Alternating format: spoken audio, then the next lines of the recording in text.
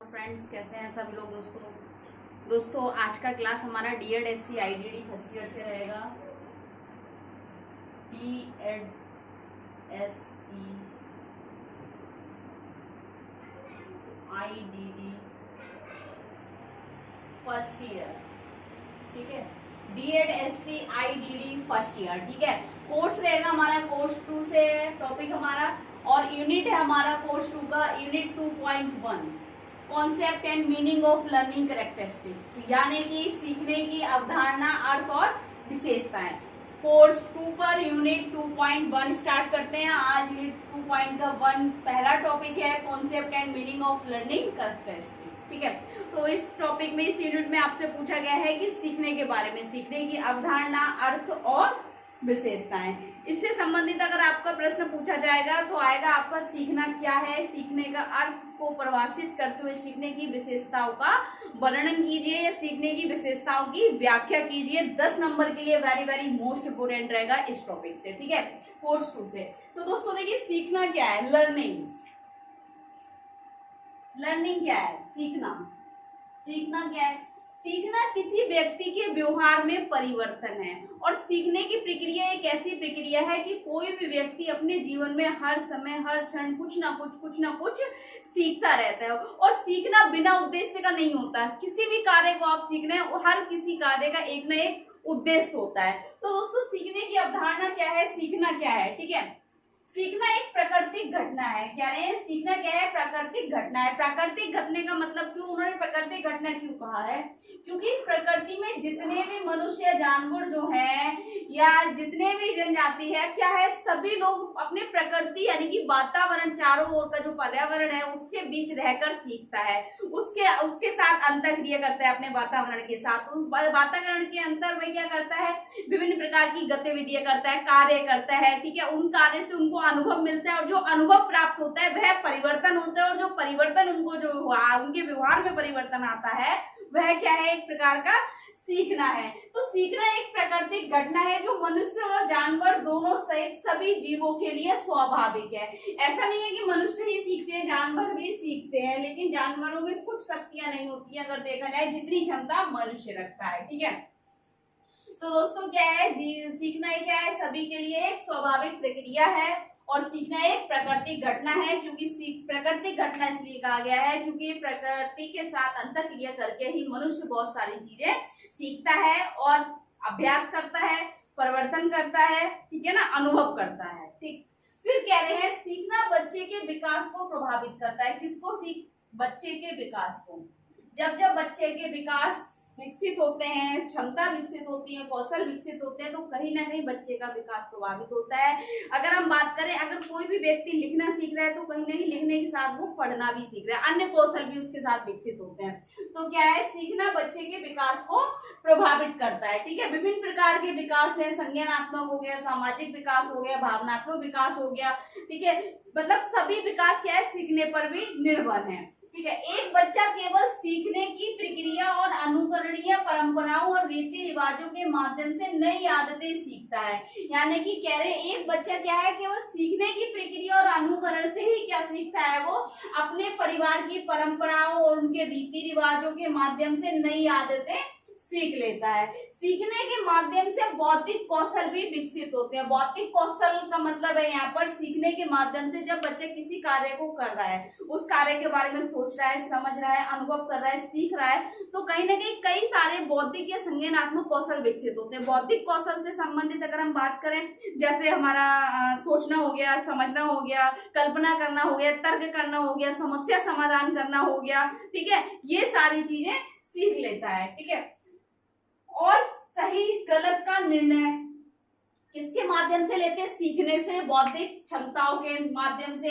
न्याय और सौंदर्य का बोध किससे होता है, बौद्धिक क्षमताओं से और कौशल से होता है। आदि की अवधारणाएं सीखने के माध्यम से विकसित होती हैं। सीखना परिपक्वता का आधार है, यानी कि कब तक सीखना चलता रहता है, जब तक एक व्यक्ति परिपक्व ना हो जाए, एक परिपक्वता यानी कि मैच्योरिटी तक ना पहुंच जाए, तो सीखना एक परिपक्वता का आधार कहा गया है, ठीक है। उसके बाद आता है दोस्तों सीखने का अर्थ, यानी कि मीनिंग ऑफ लर्निंग, ठीक है। अर्थ क्या है? अभ्यास या अनुभूति के परिणाम स्वरूप व्यवहार में होने वाली अपेक्षाकृत स्थायी परिवर्तन को सीखना या अधिगम कहते हैं। कह रहे हैं कि अभ्यास या अनुभूति, अभ्यास किसी व्यक्ति के द्वारा किया गया कार्य है, उसका अभ्यास उसने जो किया है, उसका जो रिजल्ट निकला कार्य करने के बाद, उसका जो परिणाम जो हुआ, उसके व्यवहार में कार्य करने के बाद उसके व्यवहार में अपेक्षाकृत स्थायी परिवर्तन जो आया है, उस परिवर्तन को, स्थायी परिवर्तन को सीखना या अधिगम कहते हैं। एक नंबर में अगर आपसे पूछा जाए कि सीखना क्या है, कभी कभी कहता है सीखने को परिभाषित कीजिए, 1 या 2 नंबर में पूछने वाला प्रश्न आ जाए तो सीधी ये लाइन लिख देना, अभ्यास या अनुभूति के परिणाम स्वरूप व्यवहार में होने वाले अपेक्षाकृत स्थायी परिवर्तन को सीखना या अधिगम कहते हैं, सीखना या अधिगम कहलाता है। ठीक है, सीखने की प्रक्रिया जीवन प्रयत्न चलती रहती है, सीखना कभी खत्म नहीं होता, क्योंकि व्यक्ति हर समय किसी भी क्षण अपने वातावरण में किसी भी स्थिति परिस्थिति में हो,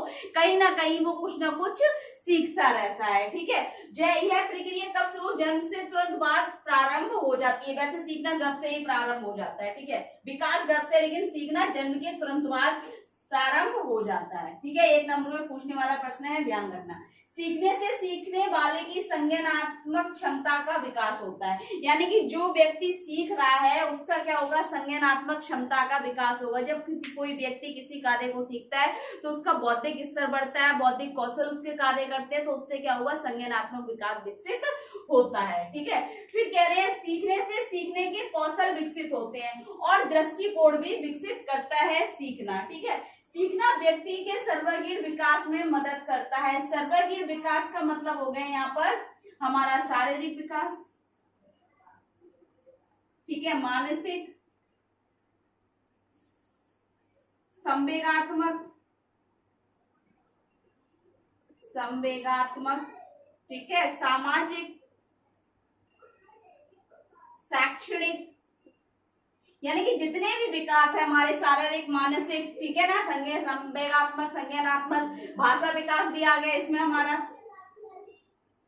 ठीक है, ये सभी विकास क्या है? विकसित होते हैं सीखने से। ठीक है, वो कह रहे हैं सीखना व्यक्ति के व्यक्तित्व के सर्वांगीण विकास में मदद करता है। ठीक है, फिर कह रहे हैं सीखना व्यवहार के सभी पहलुओं को प्रभावित करता है। सीखने के जितने भी पहलू हैं, विकास के जितने भी पहलू, उन सभी पहलुओं को क्या करता है? प्रभावित करता है। शैक्षणिक पहलू हो गया, उसका व्यक्तित्व पहलू हो गया, यानी व्यक्तित्व, उसके पर्सनैलिटी की बात कर रहे हैं यहाँ पर।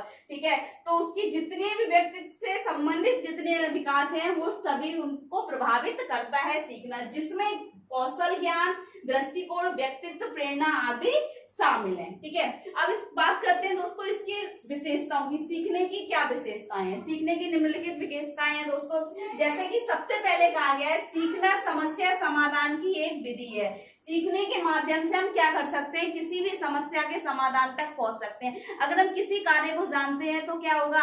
अगर हमारे पास उस चीज की नॉलेज होगी, जानकारी होगी, तो हम किसी भी समस्या समाधान तक पहुंच सकते हैं और उस समस्या का हल ढूंढ सकते हैं। और पर्यावरण के साथ समायोजन करने से संबंधित है। और अपने पर्यावरण यानी कि हमारा जो वातावरण है, चाहे अच्छी परिस्थिति का हो, चाहे बेकार या खराब परिस्थिति का हो, कहीं ना कहीं अगर आप सीखना आपका चल रहा है तो आप उस परिस्थिति में रहकर सीख कर और उस परिस्थिति में समायोजन कर सकते हैं। इसमें उन सभी गतिविधियों को शामिल किया गया है जिसका व्यक्ति पर अपेक्षाकृत प्रभाव पड़ता है। सीखने के साथ साथ उन सभी कह रहे हैं उन सभी गतिविधियों को शामिल किया गया है जिसका अपेक्षाकृत किस पर प्रभाव पड़ेगा? व्यक्ति के व्यक्तित्व पर इसका प्रभाव पड़ेगा।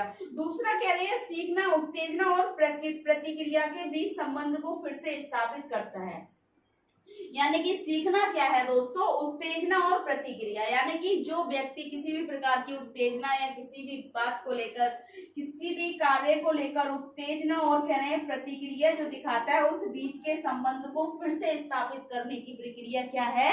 सीखना है। ठीक है, दूसरा कह रहे हैं सीखने की प्रक्रिया में अनुभव, अधिग्रहण, अनुभवों को बनाए रखने और चरणबद्ध तरीके से अनुभव विकास, नया पैटर्न बनाने या पुराने और नए दोनों अनुभवों को संश्लेषण के बारे में चिंतित करते हैं या चिंतित हैं।